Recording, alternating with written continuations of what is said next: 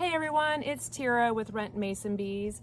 Today I wanted to walk you through examining the inside of your white PVC tube. Sometimes the bees will fly off and you won't see any in your yard.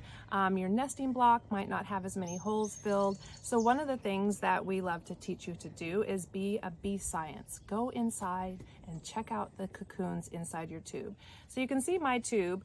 I have a lot of scent marks on the outside. Those are from the males that have crawled out and they have marked the scent. So what I want to do now is check out the cocoons and see what, if any, have emerged. So what you do is you take a piece of paper towel or a paper, you dump all the contents out, and then you just examine your bee cocoons to see if they've emerged.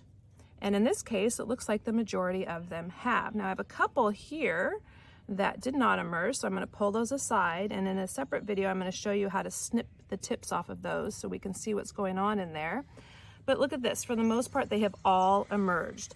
So what this means is that you've done a great job.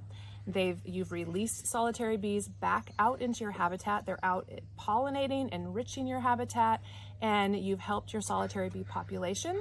Sometimes they decide to go in your nesting block, which we do put scent mark in there to attract them back. But sometimes they just go find natural holes in your habitat, whether it's a woodpecker tree or beetles. They love your habitat. They'll just go out and lay babies elsewhere in your yard. So don't get discouraged if you don't have any holes plugged or if you don't see any bees anymore. Know that you've done a good thing by releasing pollinators in your yard. So now let me show you in this next video how to snip the ends off the cocoons so that you can examine what's going on with the cocoons that have not emerged. Sometimes bees need help and sometimes you find other things inside. All right, let's do that. Today, I wanted to teach you how to open a cocoon that hasn't emerged yet. Sometimes little mason bees get really exhausted and tired and are unable to chew through the cocoon, and you're able to go in and help them by simply snipping the tip of the cocoon off and then helping the bee emerge inside. Sometimes you'll find bees inside that are alive and need help. Sometimes they just didn't make it. And sometimes you'll get a surprise like I got earlier today when I was checking my cocoons. This inside is our mono wasps that were inside this cocoon. And I'll show you some other video on that, but I was surprised when I opened this up and saw them. You can see they're still wriggling around. I'll talk a little bit more in another video about the mono wasp, but for now I just kind of wanted to show you what I found in that cocoon. So hopefully we find bees and hopefully they're alive. It is pretty late in the season, so I'm not too sure what we're gonna find, but let's find out. So how you determine what side to snip is you can see in this cocoon, there's a side that's pointy.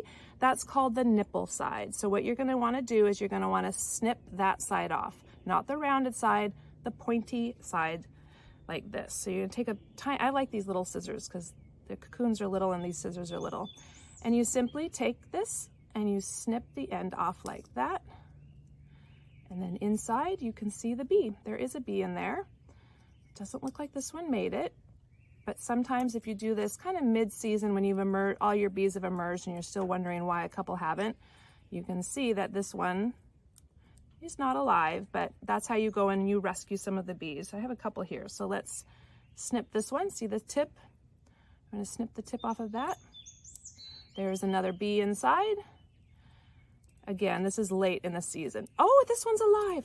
Oh my gosh. Yay, yay, yay. I can show you a live bee. You never know what you're going to get when you open these. Okay, so this one we're going to rescue today, you guys.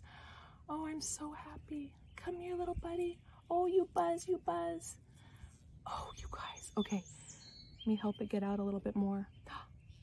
Oh, can you hear it? It's buzzing. I know you're not happy with me, but I'm saving you, so hold on one second. These cocoons are really hard to open. All right, come on out. Come on out. Squish, squish. Come on out, buddy. All right, here it comes. Oh my goodness. Is it a boy? I think it's a girl. There we go, you guys. We just saved a little bee by opening and helping it get out of the cocoon. She probably would not have been able to do that herself. Either she's just exhausted, she's depleted all her food sources over winter and now into late spring. And there you go. Oh my gosh. Okay.